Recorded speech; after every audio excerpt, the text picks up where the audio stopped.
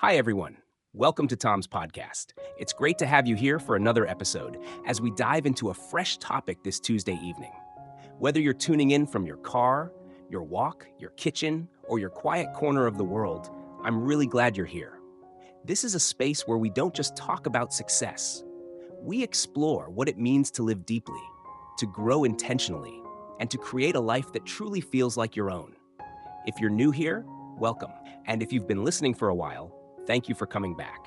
Just a quick reminder, new episodes drop every Tuesday, Thursday, and Saturday evening.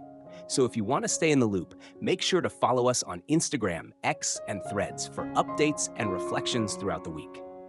We're building something meaningful here, and your presence matters. At Tom's podcast, our mission is simple: to empower you with practical insights that help you grow as a person.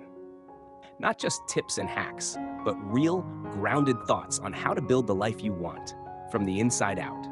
We believe that when you understand yourself, your motivations, and your patterns, you become powerful. Not in a flashy way, but in a deeply personal, sustainable way. Tonight's topic is one I think we all wrestle with: expectations versus motivation.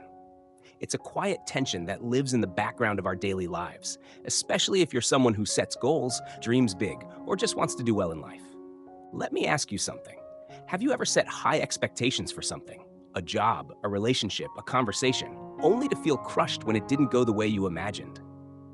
That sting of disappointment can be sharp. And sometimes it doesn't just hurt, it makes you hesitate to try again. But what if we've been looking at this the wrong way? What if there's a way to pursue meaningful goals without tying our emotional well-being to results we can't fully control?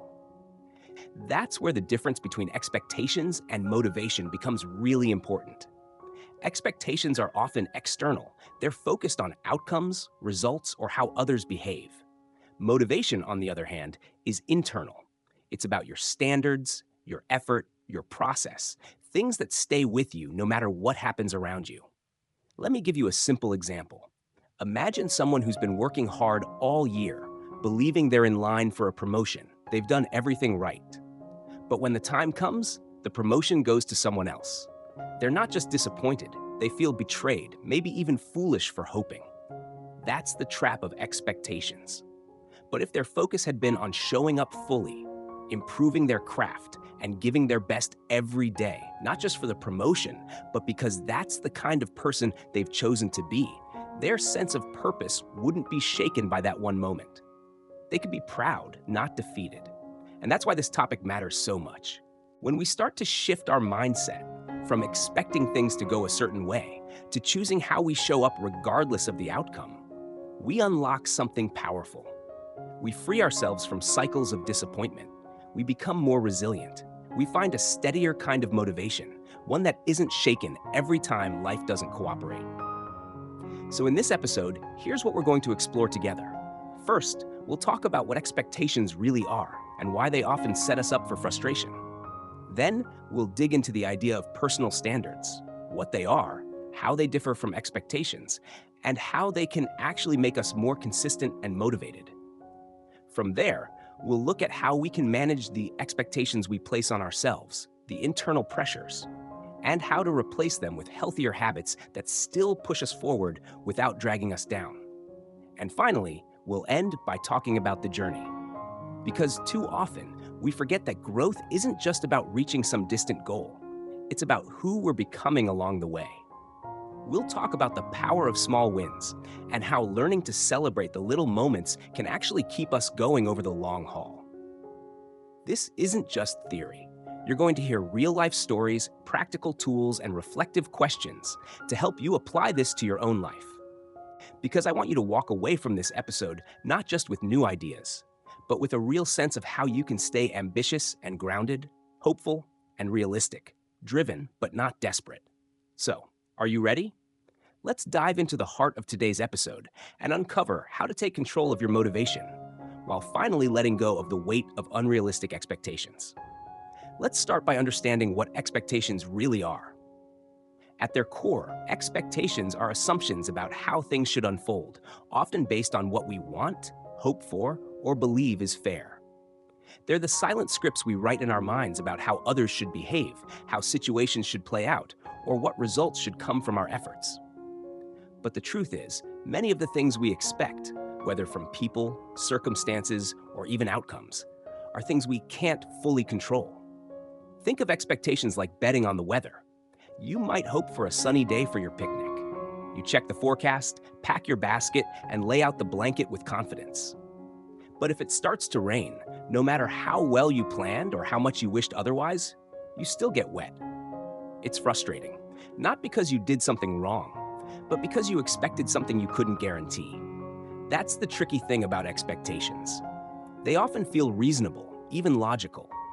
But when they're tied to elements outside of our control, they become fragile.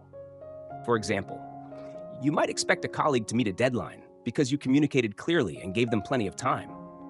Or you might expect a friend to call you back because you've always been there for them. These are natural assumptions. And yet, if they don't follow through, you're left feeling let down, confused, maybe even hurt. It's not just the missed call or the late file that stings. It's the violation of an expectation you were quietly holding. Now, let's talk about what happens when those expectations aren't met, because that's where the real emotional weight comes in. Disappointment, frustration, resentment, even sadness. We've all felt it. That moment when reality doesn't match the picture we painted in our minds. And often, we don't just feel let down by the situation. We start to question ourselves. Did I do something wrong? Was I not clear? Do they not care about me? I'll share a personal story. For a long time, I expected people to value punctuality the way I do. I pride myself on being on time or early to everything, from meetings to casual coffee catch-ups. So when someone was late, even by a few minutes, it used to drive me up the wall. I wouldn't say anything, but inside my mood shifted. I felt disrespected. I'd carry that tension into the rest of my day. Until one day it clicked. I was giving someone else the power to decide how I felt.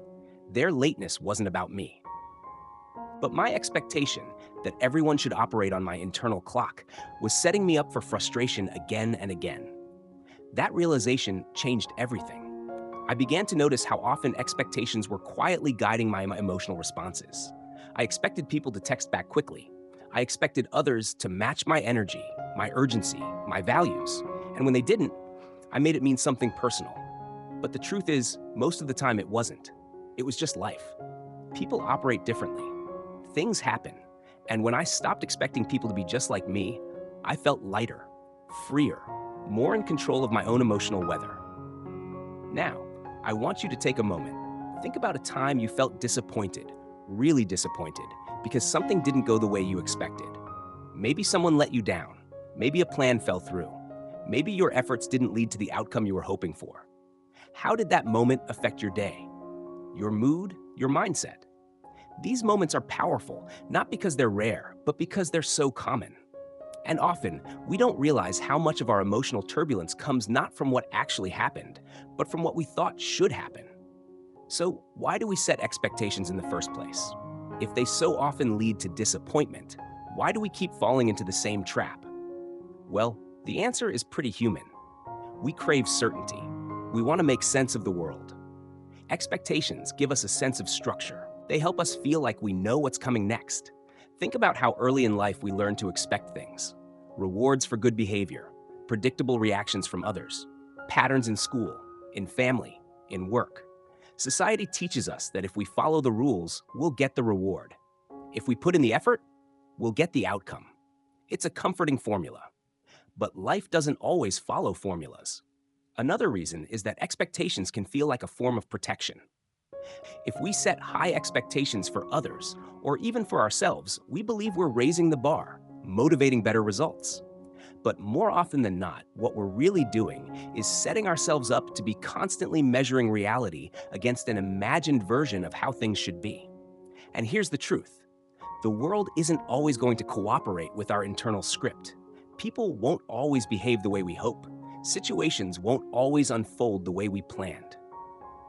And if our peace, our happiness, or our sense of self is tethered to those expectations being met, we're putting our emotional well-being into unstable hands. So what's the alternative? That's what we're going to explore next. Now that we understand how expectations work, why we form them, and the emotional cost when they fall apart, let's talk about what we can do differently. Because while we may not be able to control the outcome, we can control our own standards, the way we choose to show up regardless of what life throws at us. Let's move into that now. Now that we've explored how expectations can quietly shape our emotions and often set us up for disappointment, let's talk about something much more empowering: standards. This is where we start to take back control. So, what exactly are standards? In the simplest terms, standards are self-imposed commitments. They are the behaviors, values, and efforts that you choose to live by, regardless of how the world around you behaves. While expectations are usually directed outward toward things or people you can't control, standards are inward-facing. They reflect who you want to be and how you choose to show up. Think of it like this: expectation is hoping someone else shows up on time. Standard is deciding that you will always show up 5 to 10 minutes early. One depends on the outside world. The other is built on your own integrity. Expectations often come with silent demands. Standards, on the other hand, are quiet promises you make to yourself. Let me give you a clear everyday example. Imagine you're preparing for a meeting. An expectation might sound like, "I expect this to go smoothly because I've put in the effort," or "I expect others to come prepared." A standard, however, sounds like, "No matter what, I'm going to prepare thoroughly. I'll review the materials, show up early, and stay focused." The beauty of standards is that they're yours. They don't change just because someone else drops the ball. Now, let me share a story that helped this concept really click for me. I used to get frustrated when people didn't show up on time. I would spend the first few minutes of any late-starting meeting irritated, distracted, even resentful. It felt like they were wasting my time, and I was letting it color my entire mood. Then I made a shift. I stopped expecting people to share my values around punctuality. Instead, I set a personal standard. I will always arrive a few minutes early. I'll plan my route with extra time for delays, and I'll wait a maximum of 30 minutes. After that, I'll leave, with no resentment, no hard feelings. Just clarity. And you know what happened? I felt calmer. I no longer spent energy trying to control or fix other people's behavior. My peace didn't depend on whether someone else respected my time. It depended on whether I respected my own. That's the real power of standards. They protect your peace. Let's take another example. Maybe you're someone who finds yourself constantly disappointed by how conversations go with a certain friend or family member. You expect support or understanding or just some effort, but it doesn't come. Instead of letting that disappointment build up over and over again, ask yourself, what's my standard here? Is it that I want to communicate clearly and kindly? Is it that I want to listen without judgment? Good, then you do that. That's your standard. Whether or not they respond the same way is out of your hands. Living with standards doesn't mean lowering the bar. It actually means raising it, but only on yourself. And that's powerful because it makes your progress sustainable. You don't have to wait for other people to get it together. You don't have to control circumstances. You just decide who you want to be and live that out consistently. I've seen this mindset transform how people handle work, relationships, even their health. One listener once shared with me how she used to get upset when her partner didn't eat healthy with her. She felt unsupported, alone in her goals. But then she made a shift. My standard is that I will nourish my body well, regardless of what's on his plate. She still invited him to join, but her happiness didn't hinge on his decision. And with that shift, she found both freedom and consistency. That's the thing. Standards keep you grounded when the world isn't cooperating. They help you stay in integrity, even when you're met with resistance or indifference. They become the roots that hold you steady in the wind. So let me ask you, what's one standard you can set for yourself today that's fully within your control? Maybe it's deciding to start your mornings without your phone. Maybe it's giving your full attention in meetings, regardless of whether others do. Maybe it's ending your day with a moment of gratitude, no matter how the day went. Whatever it is, let it be yours. Let it reflect the person you're becoming, not the person you're trying to impress or fix or change. The best part?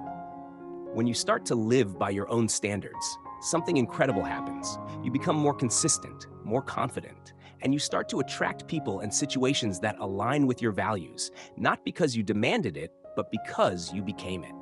So take a minute right now. Think about an area of your life where you've been feeling frustrated or disappointed. Ask yourself, am I operating with expectations or with standards? If it's the former, how can I shift? What can I take responsibility for that no one else can take away? Because that's the heart of this whole journey. Not controlling others, but becoming someone who honors their own word, who acts with integrity regardless of outcome, who shows up because it matters to you.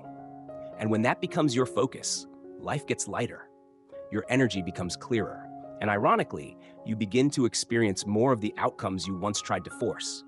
Because now you're leading from a place of personal power, not quiet pressure. Now let's take this even deeper. We've looked at how to set external standards, how to manage your behavior in a world full of unpredictable people and circumstances. But what about the expectations we place on ourselves? The ones that come from within and whisper things like, you should be further along by now, or you're not good enough unless you succeed. Let's look at how to apply this mindset of standards to those inner voices, because that's where the real transformation begins. Let's talk about the expectations we place on ourselves, the quiet kind, the ones no one else can see. Because while we often talk about managing what we expect from others, the most dangerous expectations are the ones that come from within. You know the ones I'm talking about. The belief that if you do everything right, success should follow, that if you give your all, things should work out. And when they don't, that internal voice can be brutal, disappointed, discouraged, sometimes even cruel. Here's the hard truth. Even when we do everything right, life doesn't always give us what we hoped for. The job doesn't come through, the launch doesn't land, the relationship falls apart. It's not because we didn't try hard enough, it's because outcomes are never entirely in our hands. And when we tie our sense of worth to the result, we set ourselves up to fall hard. I remember a moment like this in my own life. I had applied for a dream job, one of those rare opportunities that checked every box. I spent days preparing. I studied the company inside out, practiced interviews, built a custom presentation, and rehearsed until it felt like second nature. But here's the key. I didn't expect to get the job. I hoped for it, of course, but my focus was on the process, not the result. My internal standard was to prepare so well that I could walk away knowing I gave it everything. And in the end, I didn't get it, but instead of spiraling into regret or self-doubt, I walked away proud. Why? Because I had nothing to regret. I didn't build my identity on a yes or a no. I built it on effort, intention, and showing up with integrity. That mindset changed everything for me. I wasn't crushed, I was clear. This is the risk of self-imposed expectations. When we expect the world to reward our efforts on our timeline, we create a fragile sense of motivation. We get discouraged quickly. We blame ourselves. But when we focus on our standards, on what we can control, we stay rooted, even when outcomes are uncertain. So how do we do that? How do we keep striving without crumbling when life doesn't cooperate? One of the most powerful approaches I've found is this: hope for the best, prepare for the worst. It's not about being pessimistic, it's about being resilient. It's about dreaming big while building a safety net for your heart and your energy. Going back to that job story, I didn't just prepare for the interview. I also prepared mentally for the possibility of rejection. I made a list of other roles I'd explore. I reminded myself that my skills weren't tied to one opportunity. I had backup plans that I was genuinely excited about. And because of that, I walked into the interview confident but grounded. I wasn't desperate. I was prepared. This mindset doesn't just protect you from emotional crashes, it actually frees you to perform better. When you're not clinging to a specific outcome, you're more relaxed, more authentic, more creative. You're not trying to impress, you're just being fully present. And that presence is magnetic. So let me ask you, what's a goal you're working toward right now? Maybe it's a big test, a new relationship, a creative project, or a career leap. Whatever it is, how can you start preparing not just to succeed, but to stay strong if it doesn't go your way? Maybe it means lining up alternatives. Maybe it means reminding yourself that who you are isn't defined by what happens next. Maybe it means talking to someone you trust and saying, here's my plan, but here's how I'll take care of myself if it doesn't work out. Because preparing for setbacks isn't weakness, it's wisdom. It's not giving up, it's showing up with your eyes open and your heart protected. And speaking of protection, here's another mindset shift that's changed the way I pursue goals. I always ask myself, will I look back and wish I'd done more?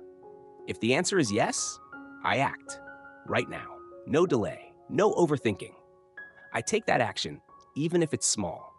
This is how I eliminate regret. Not by guaranteeing success, but by making sure I won't carry what-ifs into the future. For that job interview, I didn't just research the company. I also looked into their competitors. I prepped a leave-behind document. I even recorded myself answering tough questions and asked a friend to critique it. Not because I was afraid, but because I didn't want to look back and think I could have done more. This works in every area of life. Let's say you're starting a side hustle.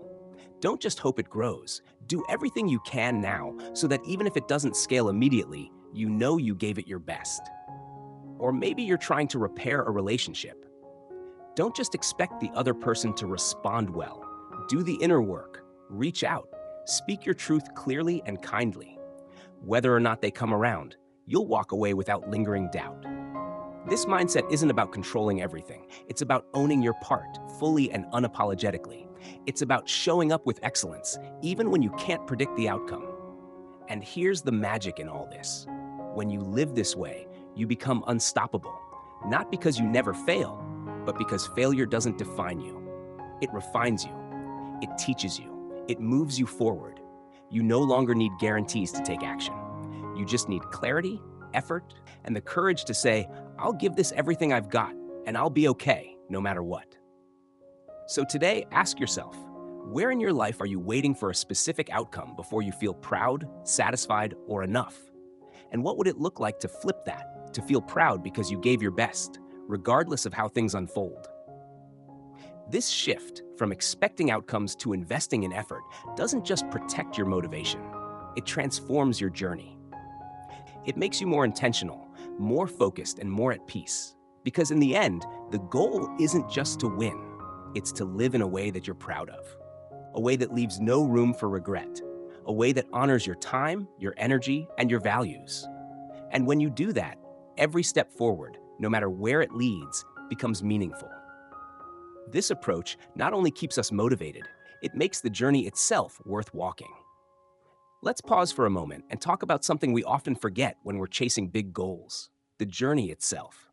In a world that's constantly measuring progress by outcomes, money earned, goals reached, trophies collected, it's easy to fall into the trap of thinking that happiness only lives at the finish line. But here's the truth: it doesn't.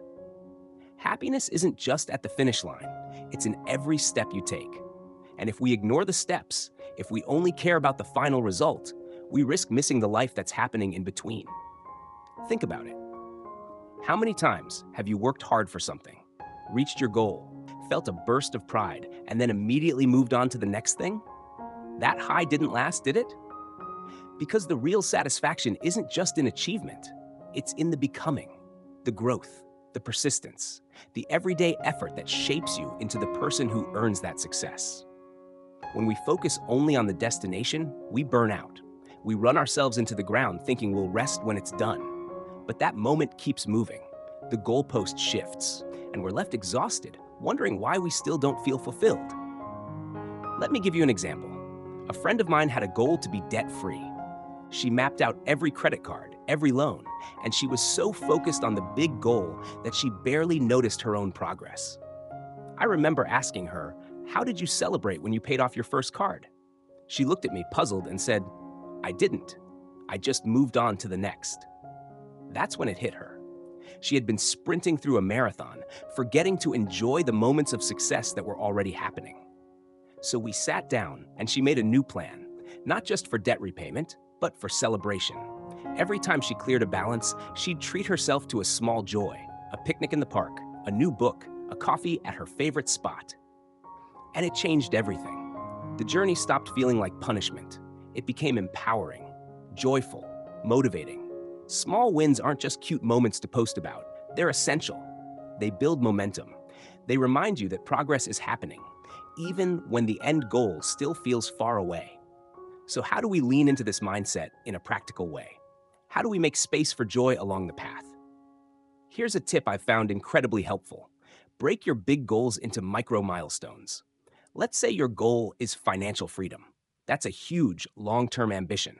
But what's the first step? Maybe it's saving your first $1,000, or maybe it's tracking your expenses for 30 days without skipping. Maybe it's learning how to invest or paying off a single bill. Celebrate each of those. Seriously. Not with something extravagant, but with intention. Mark the moment. Tell a friend. Journal about how it feels. Light a candle. Do a happy dance. It doesn't matter how you do it. What matters is that you do it. That you let your brain and your heart register. Hey, we're moving. We're growing. This matters. I remember my own financial freedom journey. Every time I paid off a piece of debt, even if it was just a few $100s, I paused. I'd go for a walk, breathe deeply, and say to myself, this is one less weight on my back.